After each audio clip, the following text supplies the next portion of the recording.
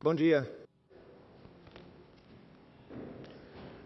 A funcionária me disse que não há nenhum problema em vocês subirem até Stradov, só que apenas um de vocês poderá intervir, quem preferir.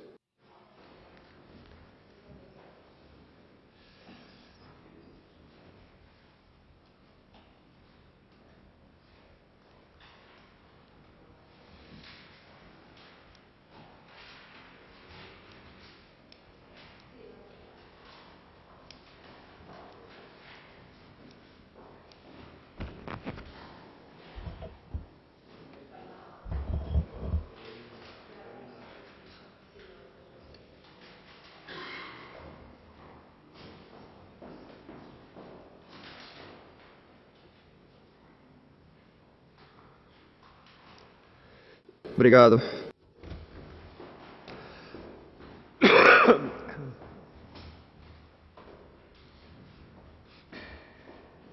Obrigado.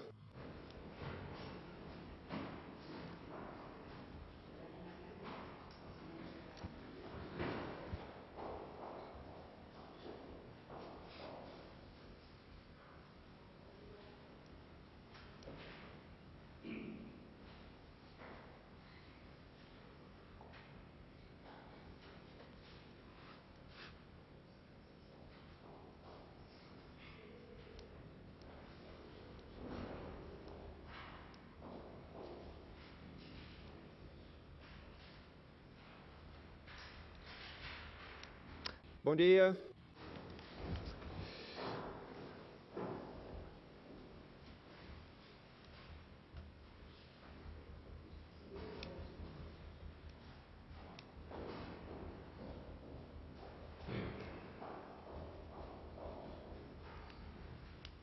Bem, bom dia.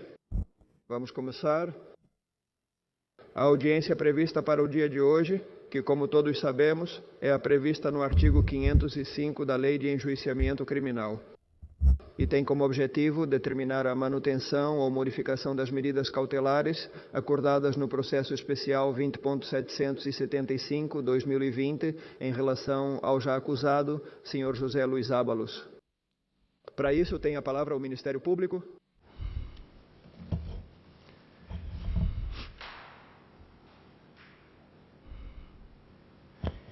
Com a devida permissão.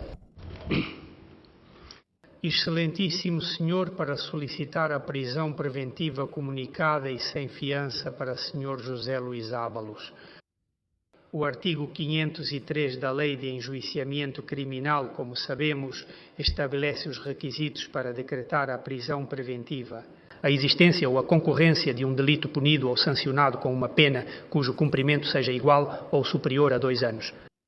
E a crença, a existência de motivos suficientes para acreditar que a pessoa contra a qual se solicita esta medida é responsável criminalmente por este delito ou por estes delitos, e que por meio desta prisão provisória se busque algum dos seguintes fins, entre os quais devemos nos referir nesta manhã exclusivamente ao risco racional de fuga, para evitar um risco racional de fuga. O artigo 503 interpreta os fatores ou estabelece os fatores que devem ser avaliados para considerar esse risco de fuga: a gravidade da pena, a iminência da realização do julgamento e a situação pessoal, laboral e econômica do investigado. O fato é que esse risco racional de fuga sempre existiu durante todo o curso do procedimento, decorria da gravidade dos delitos e das penas que poderiam ser impostas a ele. Por isso foram determinadas em seu devido momento pelo excelentíssimo senhor juiz instrutor, também a pedido desta promotoria, que fossem adotadas medidas. Quais foram? A apreensão do passaporte e a proibição de sair do país, e também a obrigação de comparecimento, a obrigação de comparecer periodicamente, a cada 15 dias, comparecimentos em juízo. Em outubro passado, o Ministério Público se opôs à prisão. Solicitei a manutenção dessas medidas.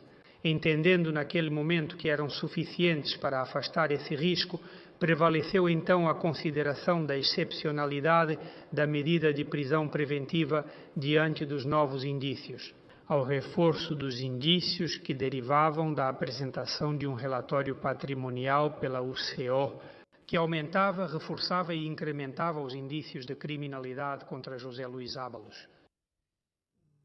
Pensávamos então que, nesse equilíbrio entre o risco de fuga e a excepcionalidade da medida, ainda prevalecia essa excepcionalidade. Porque é evidente que, e assim declarou o Tribunal Constitucional e esta mesma Câmara, em segundo lugar, a medida de prisão preventiva limita de forma extraordinária o direito à liberdade de locomoção. Por quê?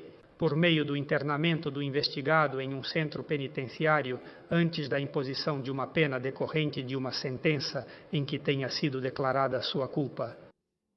Pois afeta não só esse direito do artigo 17.1 da Constituição, mas também a própria essência do direito à presunção de inocência. Por isso, tanto o Tribunal Constitucional quanto este Tribunal Supremo exigem uma ponderação especialmente rigorosa da prisão preventiva e a existência de indícios reforçados de criminalidade. Bem, entendemos que hoje estamos diante de um novo cenário, o de um acusado sujeito a penas muito graves por vários crimes que apresentam uma base indiciária muito sólida. Diante da gravidade desses indícios que o investigado conhece melhor do que ninguém, aumenta-se significativamente o risco de que ele decida se furtar à ação da justiça para evitar uma condenação cada vez mais próxima ou previsível.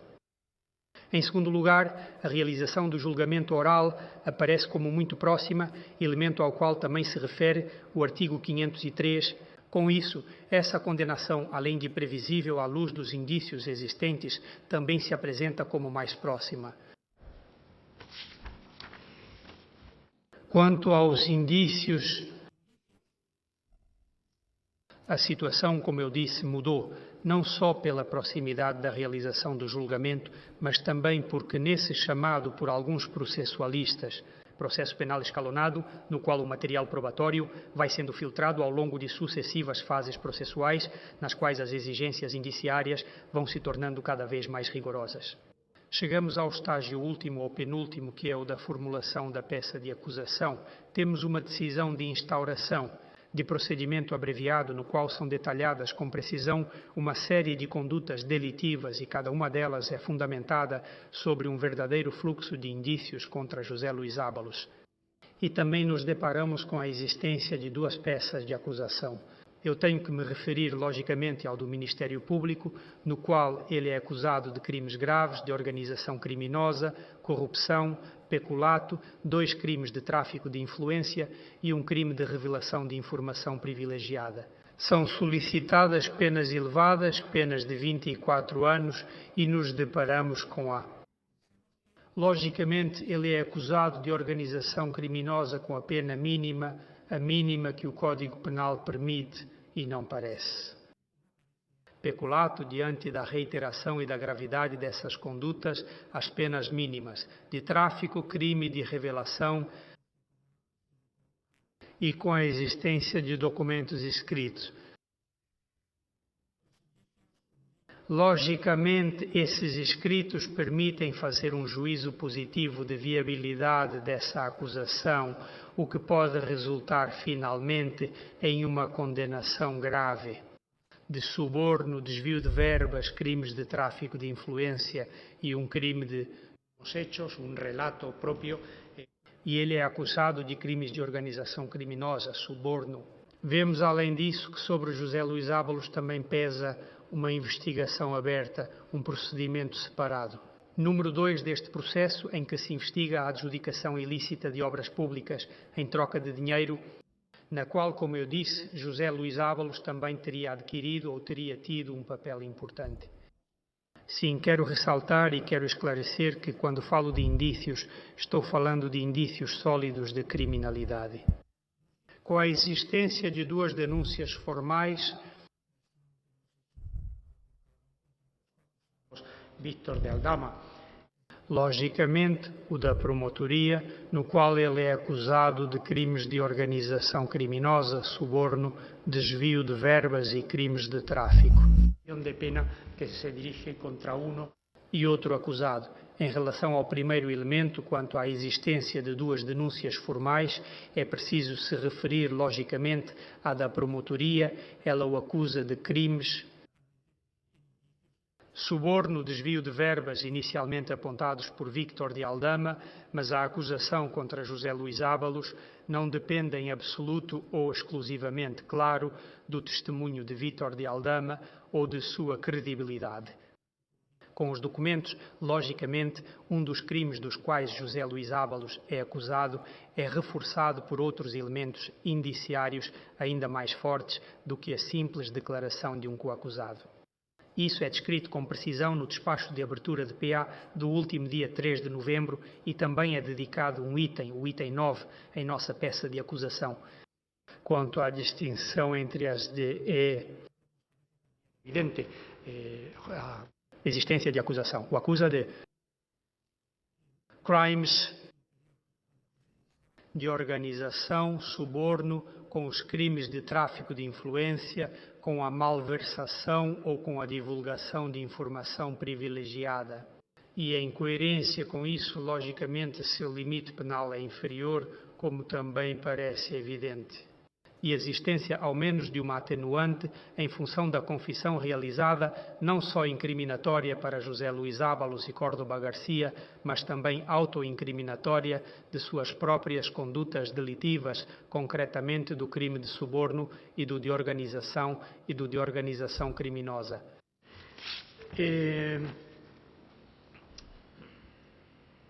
Finalmente, quanto à sua situação pessoal, laboral e econômica, à qual também se refere o artigo 503 para avaliar esse risco de fuga, é verdade que essa situação laboral ainda o prende à Espanha, ao território espanhol, sendo como é hoje deputado do Congresso, com a consequente dependência econômica. Mas entendemos que a realização do julgamento é iminente, ou a proximidade de uma eventual condenação, sobre a qual, como dissemos, é possível fazer uma avaliação positiva quanto à probabilidade de condenação. Afasta ou dilui a força deste vínculo. Por outro lado, existem também, embora não com uma solidez excessiva, indícios de possíveis fontes de financiamento de José Luís Ábalos no exterior que seriam gerenciadas por seu filho Víctor Ábalos. Para finalizar, uma última referência à sua condição de deputado no Congresso. Quero destacar que a condição de representante político integrado em um poder do Estado não pode blindar o acusado diante de uma investigação penal e também não pode protegê-lo da adoção de medidas cautelares penais. Além do indiscutível privilégio processual que representa o foro privilegiado, a necessidade de pedir autorização parlamentar para iniciar uma investigação contra o detentor desse foro, que coloca, sem dúvida, e já colocou José Luís Ábalos em uma posição de vantagem em relação aos demais investigados, pois ele evitou, no momento processual em que determinadas medidas teriam sido eficazes, essas medidas que os demais acusados tiveram que suportar. Mas além desse foro privilegiado, dessa situação de foro privilegiado e da importância que isso tem, que teve em relação à investigação que foi conduzida contra ele, nenhum outro privilégio pode ser deduzido de sua condição política. O fato de integrar o governo da Espanha, portanto, sua integração como político em um poder do Estado no poder executivo, foi o que lhe permitiu, presumivelmente, e com a provisoriedade própria desta fase processual, cometer os graves delitos dos quais ele é acusado. E entendemos que não parece legítimo invocar esse vínculo com este ou com outro poder do Estado, para se colocar fora do alcance das responsabilidades penais das quais é acusado e, por conseguinte, das medidas cautelares cabíveis, justamente em função dessas graves responsabilidades nas quais presumivelmente teria incorrido. Insisto, nenhum dos poderes do Estado pode alegar sua pertença a eles, por mais alta, por mais elevada que seja a sua posição em qualquer dos poderes do Estado, seja o legislativo, seja o poder judiciário, seja o poder executivo, para fugir do alcance das responsabilidades penais, em suma, do alcance da justiça, que de modo expressivo e simbólico é representada com uma venda nos olhos. Porque os operadores jurídicos, os juízes, os magistrados, devem prescindir dessas considerações na hora de adotar medidas que dizem respeito a qualquer cidadão, seja qual for sua classe social, seja qual for seu status econômico, e, claro, independentemente de responsabilidades políticas ou vínculo, como mencionei, a qualquer poder do Estado. Pelas razões expostas, entendo que as medidas atualmente adotadas em relação a José Luís Ábalos não são suficientes para afastar um risco racional, risco objetivo de fuga decorrente da gravidade das acusações que pesam sobre ele e da gravidade das penas que previsivelmente poderiam lhe ser impostas, e da proximidade da iminência da realização do julgamento neste momento, último estágio em que nos coloca a tramitação do presente processo. Nada mais. Obrigado. Senhor Presidente da Junta da Extremadura.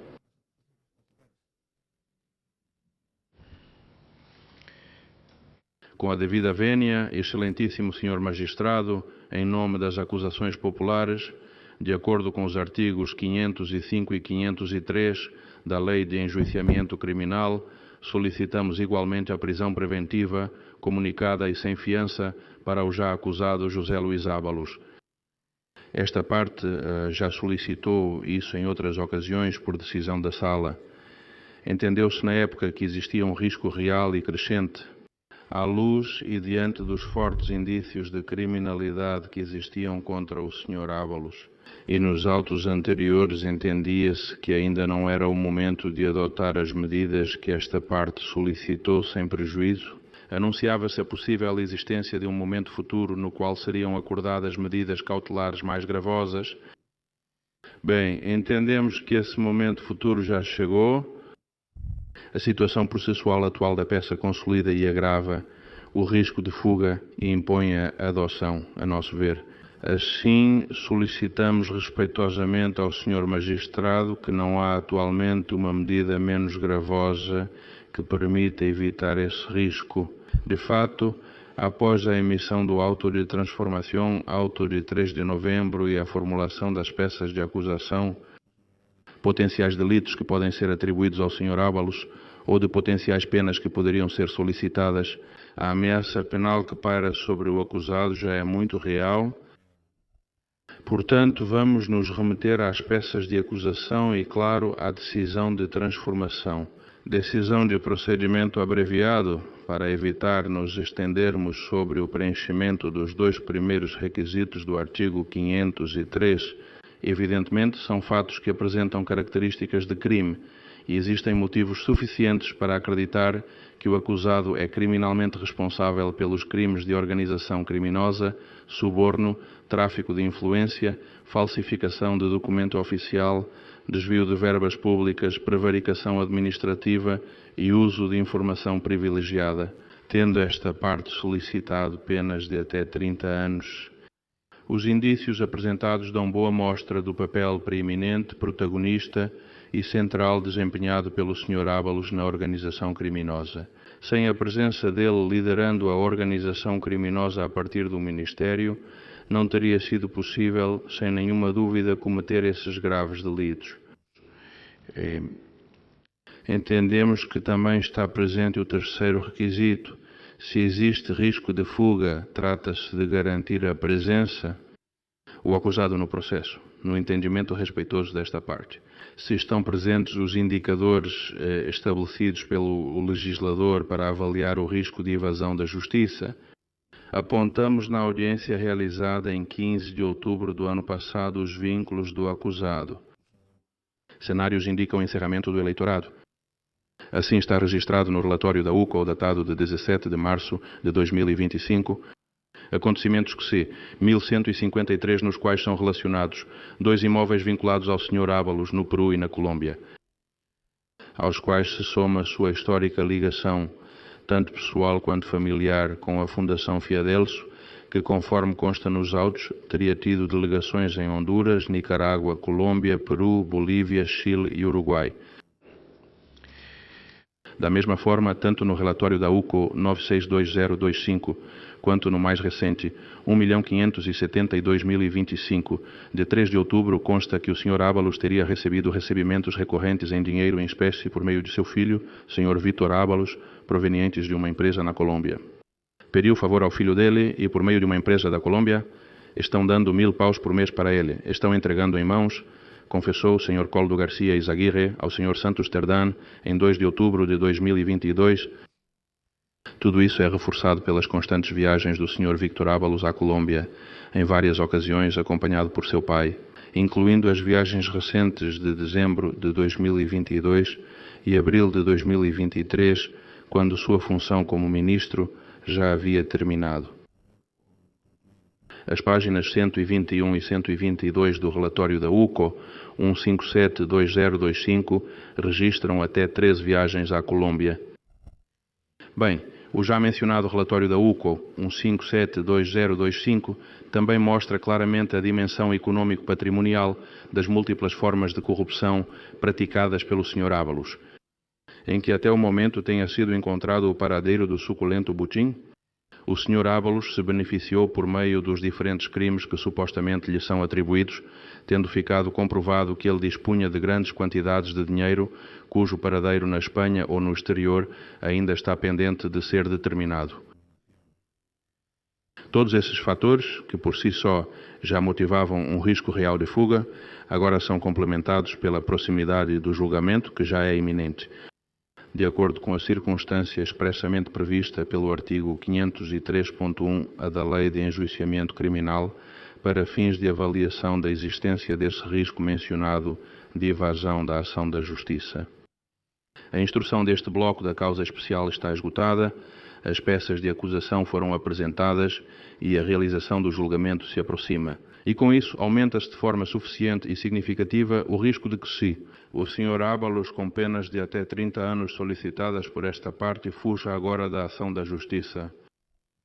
Em suma, entendemos respeitosamente que a garantia da presença do Sr. Ábalos no iminente julgamento exige hoje a modificação de sua situação pessoal e a adoção da medida de prisão preventiva comunicada, e sem fiança mais adequada às circunstâncias atuais, e a única que pode conjurar eficazmente o risco de fuga. E é isso que respeitosamente solicitamos à Corte. Muito obrigado. Senhor advogado. Advogado, a defesa de Ábalos tem a palavra. Senhor, muito bem, senhor, excelentíssimo senhor. Preliminarmente, gostaríamos de apresentar um documento relacionado ao vínculo com o território espanhol. É um original senhor, em relação a quê? Senhor, sobre o vínculo com o território espanhol, é original, então pedimos que devolva após a extração de cópia. Senhor, em que consiste a documentação? Senhor, é a sentença de divórcio na qual se reconhece um regime de visitas em relação a um filho menor. Além disso, está no acordo regulador. Senhor, um segundo, por favor. Senhor presidente.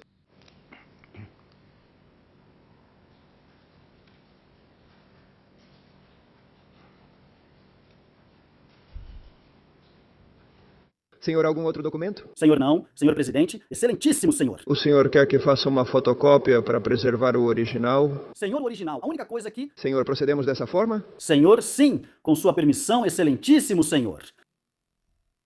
Vamos fazer um relatório. Embora pareça uma obviedade, vamos fazer uma manifestação oral, porque acreditamos que precisamos transmitir nossas razões ao excelentíssimo senhor instrutor, mais do que ler documentos que já preparamos anteriormente.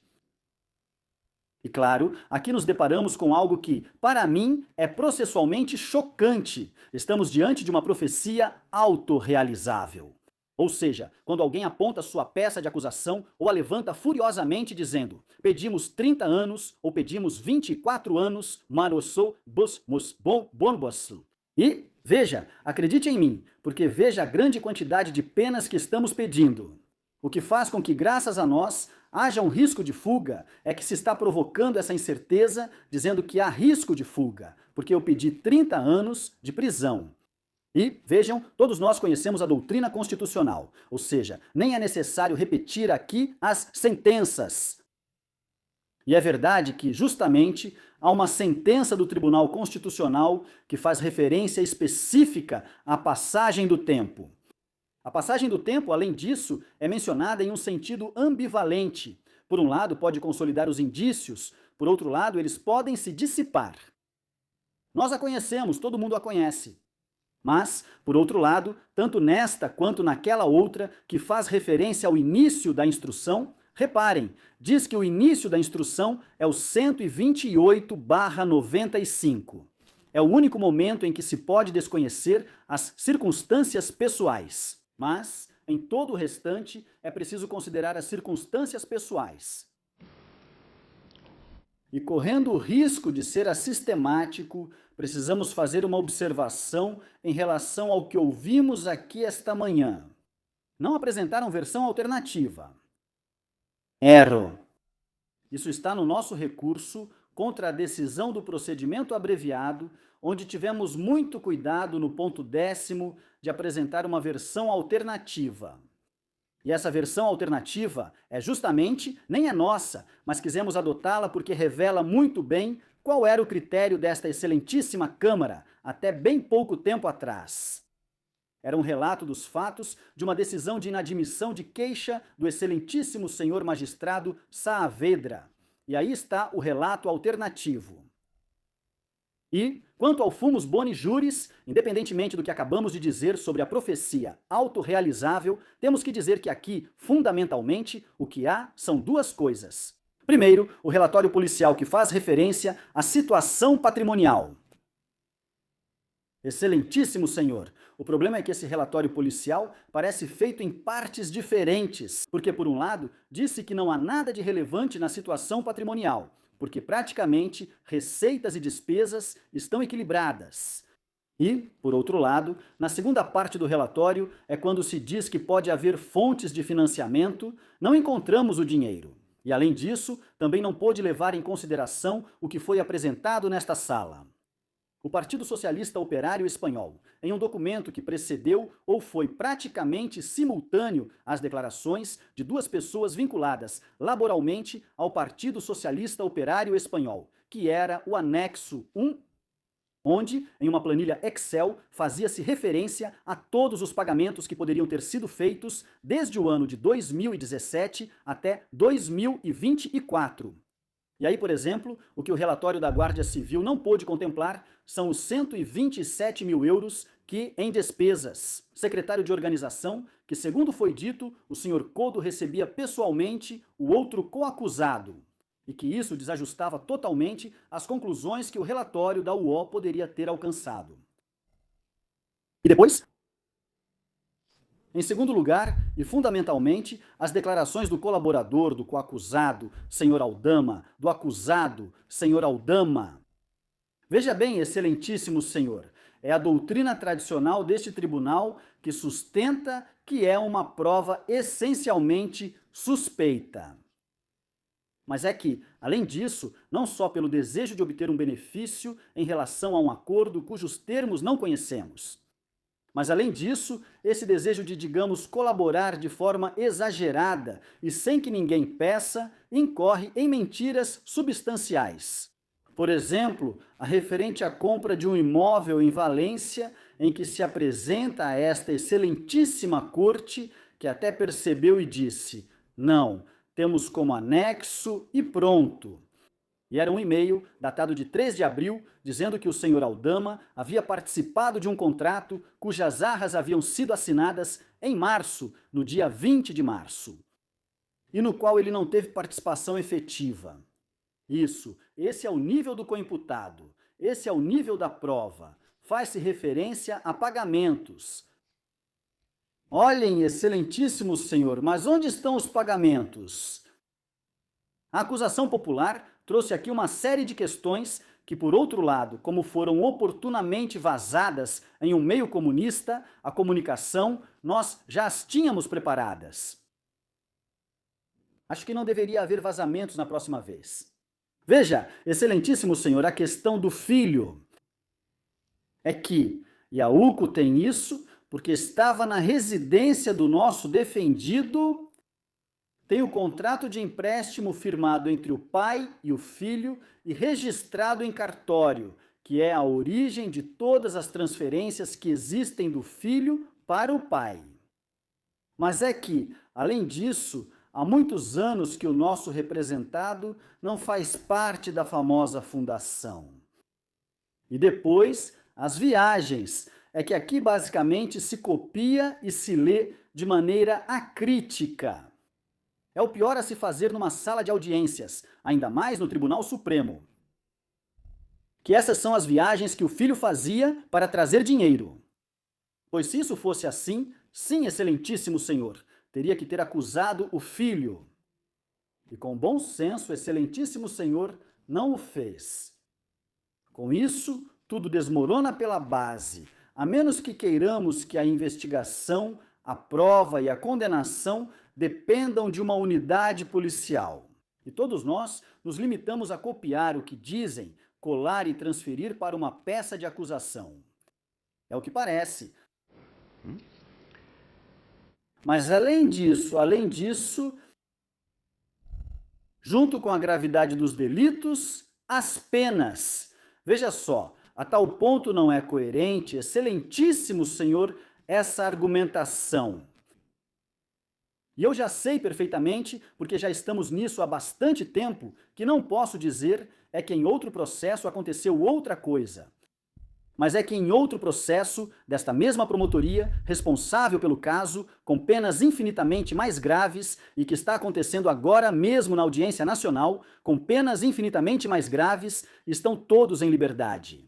E somente um deles ficou um curto período na prisão. Algum deles fugiu? Ninguém fugiu. Porque, e reparem, nós também já fizemos peças acusatórias. E nunca nos ocorreu, exceto em casos de terrorismo, pedir uma audiência do artigo 505, simplesmente porque nossos pedidos eram elevados. Aliás, fazíamos pedidos elevados, sempre muito elevados. Mas isso não é justificativa. Não é justificativa quando se esquece, porque só se passa por cima. É curioso, e é o que diz o Tribunal Constitucional. Não se esqueçam das circunstâncias pessoais. Não precisávamos fazer referência à prova do trabalho do meu defendido, porque é um fato notório que independe de prova. Mas sim em relação a algo que para uma pessoa, principalmente, não sei a situação de cada um. Mas todos nós que temos filhos, não estamos dispostos a abandonar o país esquecendo deles. Especialmente se forem filhos menores com quem temos um regime de visitas. Isso, para uma pessoa que viveu toda a sua vida na Espanha, que não saiu, salvo excepcionalmente, para outro país, pesa muito, pesa demais. O local de residência é público e notório e não tem para onde ir. E nos dizem, não, mas é que além do dinheiro que possam ter os interesses econômicos, que isso é uma suposição imaginativa, como tudo o que é imaginativo nos relatórios da força atuante. Onde está?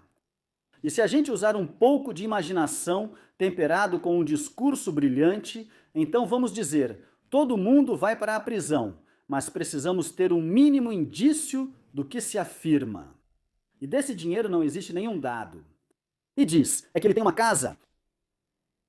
Obrigado por antecipar a questão da casa. Casa no Peru e na Colômbia? Que coincidência, excelentíssimo senhor, disso entendemos bem. Países com os quais o Reino da Espanha tem tratado de extradição e que estão extraditando perfeitamente os espanhóis que possam se refugiar lá. Nós somos especializados nisso e sabemos perfeitamente. Esse não é um lugar para ir, por mais que alguém tenha uma casa lá. E reparem, o mundo ficou muito pequeno para as pessoas que querem fugir, mas muito pequeno.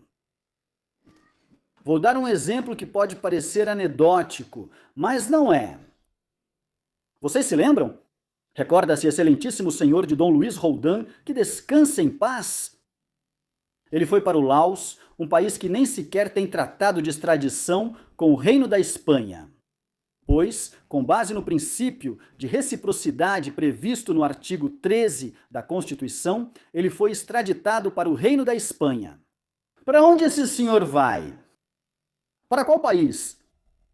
Nem mesmo aquilo que aparecia nos filmes de vou para o Brasil porque não tem tratado de extradição, vou para Aruba. Não, princípio de reciprocidade, compromisso, na próxima solicitação do outro país, nós vamos atender. Ele não tem nenhum lugar para onde ir, exceto o território espanhol. E esses são fatos absolutamente concretos. Além disso, A própria dinâmica desta audiência torna inviável considerar um risco de fuga. Todos conhecemos o artigo 539, parágrafo 4º, da Lei de Enjuiciamento Criminal. Se realmente, excelentíssimo senhor, o senhor tivesse considerado o risco de fuga, e isso nós já fizemos em algumas ocasiões, também. Em um passado não tão recente, não tão antigo, teria determinado a detenção imediatamente, nas 72 horas, uma audiência do artigo 505, e isso não foi feito. Isso não foi feito. Isso é absolutamente revelador. Revelador de que, no fundo, não se percebe risco de fuga, porque, caso contrário, a detenção pode preceder a audiência. E 2. 7 dias? Sério? 7 dias? Corridos? E nesses 7 dias meu cliente não poderia ter fugido? Claro que sim. Se ele quisesse, já teria feito. Onde está o risco de fuga? Só se for uma profecia autorrealizável. Vamos jogar todo o Código Penal em cima, em uma peça de acusação. Vamos colocar todas as penas possíveis em uma peça de acusação e depois vamos dizer: há muito risco de fuga. Mesmo assim, ele compareceu. Mesmo assim, ele compareceu. Além disso, há algo a que se fez referência, mas de uma forma bastante equivocada. Eu não discuto que todos sejamos iguais perante a lei, exceto aqueles que gozam do privilégio da inviolabilidade. Isso não está em discussão. É evidente. Excelentíssimo senhor, é uma das bases essenciais do Estado de Direito. Mas quando se faz referência à sua condição de membro da Câmara dos Deputados, o que não foi levado em consideração, e é obrigatório, para uma avaliação constitucional da prisão provisória, como exige o Tribunal Constitucional, é um dado que nenhuma das acusações mencionou. A violação do artigo 23 da Constituição, porque se infringe, se pisa e se destrói o direito à representação dos cidadãos. Meu defendido não é simplesmente um deputado, ele representa a vontade popular dos milhares de cidadãos que votaram nele. E como numa situação de prisão provisória, isso implica a suspensão de suas funções sem possibilidade de substituição até que haja uma renúncia a milhares de cidadãos cujo direito à representação fica órfão. E essa é a dimensão constitucional que eu gostaria de ter ouvido das acusações. Porque isso é o único que vai legitimar uma prisão provisória de um deputado. E, caso contrário, teremos que recorrer ao Tribunal Constitucional para que nos diga o que fazer com esse direito à representação indireta dos cidadãos, que neste momento fica desamparado. Portanto, os indícios, e não é por dizer que nossos indícios são bons, e eu poderia dizer, mas é que nós apontamos todos e cada um dos contraindícios que existem. Ou seja, a prisão provisória neste momento significa antecipar o debate. Excelentíssimo senhor, vamos deixar que, com tranquilidade, esse debate não seja antecipado aqui por uma medida cautelar, mas que, de maneira ponderada e serena, uma Câmara Penal deste excelentíssimo Tribunal Supremo os avalie. E como ele não vai fugir, a última reflexão que preciso fazer é a seguinte: para mim, excelentíssimo senhor, o que está se buscando é o que se chama na gíria de uma declaração colaborativa. Declaração colaborativa que seja favorecida pela permanência em privação de liberdade, de modo que cheguemos ao julgamento e cativos e desarmados. Cautivos e desarmados. Tenhamos que aceitar o que nos oferecerem. Olha, esse tipo de prática que era feita em certo âmbito judicial há 30 anos é inaceitável nesta excelentíssima sala. Os fins da prisão provisória, por mais que se tente disfarçar de outra forma, não são as declarações colaborativas. Isso é uma prática profundamente deplorável. Com isso, nós nos opomos à prisão provisória solicitada pelas acusações. Excelentíssimo senhor, nada mais. Muito obrigado. Senhora Balosmeco, a senhora gostaria de acrescentar algo além do que já foi expresso pelo seu advogado? Pois se Vossa Excelência me der a oportunidade. Excelentíssimo senhor, porque não é verdade que eu não tenha apresentado nem declaração, nem um discurso alternativo, nem tenha apresentado provas desde o início. Vossa Excelência precisa saber que eu apresentei muita documentação, às vezes até me antecipando a algumas das insinuações. Lamento que isso não tenha sido considerado pelas acusações neste caso, porque chega-se até a dizer que eu tenho um imóvel na Colômbia, quando a própria unidade investigadora e o senhor mesmo, excelentíssimo senhor, reconheceram esse erro dos investigadores. Lamento que esse erro volte a acontecer, porque a verdade é que todo o esforço que fiz para realmente criar um relato que pudesse contradizer tudo isso foi em vão. Com isso, me encontro em uma situação de pré-julgamento com pena antecipada, quando nem sequer as informações foram cruzadas. Eles têm todas as informações sobre mim a essa altura, e depois de um processo tão longo, têm tudo. Sabem como eu vivo, quanto eu ganho, como eu gasto, absolutamente tudo. Tudo da minha vida é conhecido. Se eu quisesse fugir, já tive inúmeras oportunidades para isso. Mas, meritíssimo, o senhor sabe que não pedi nenhuma autorização para sair da Espanha. Nem para aproveitar férias com meus filhos, que eu lhes neguei. Justamente para não ter que pedir nenhuma autorização. Estou toda semana no Congresso dos Deputados, claramente identificável, e quando não vivo na prática, uma prisão domiciliar em casa, onde não saio porque tenho presença na mídia dia e noite com uma atuação que parece quase policial, de vigilância. Não tenho para onde ir, não tenho segunda residência, nem mesmo na Espanha. Como eu teria uma no exterior? E as soluções são a fonte do meu filho. Mas se meu filho nem tem trabalho, como é que ele vai me proporcionar alguma coisa? Se no final sou eu o único que sobra para sustentar até filhos que já tinham se emancipado e que, infelizmente, por essa situação, tenho que voltar a assumir a responsabilidade. Assim como do filho mais novo, do qual também tenho cuidado. Para quem tenho que pagar pensão, tenho que cumprir. Não só visitá-lo, mas também cuidar dele. Mas, acima de tudo, se eu tenho mostrado que estou aqui... Depois desta semana em que me disseram claramente que eu iria para a prisão, tive a oportunidade de ir embora, mas estou aqui. Mas vou dizer a vocês, além dos laços que tenho, que não tenho para onde ir em nenhuma parte do mundo, por mais que insistam. Que não fiz viagens recorrentes porque é assim, e aí estão as provas, os dados.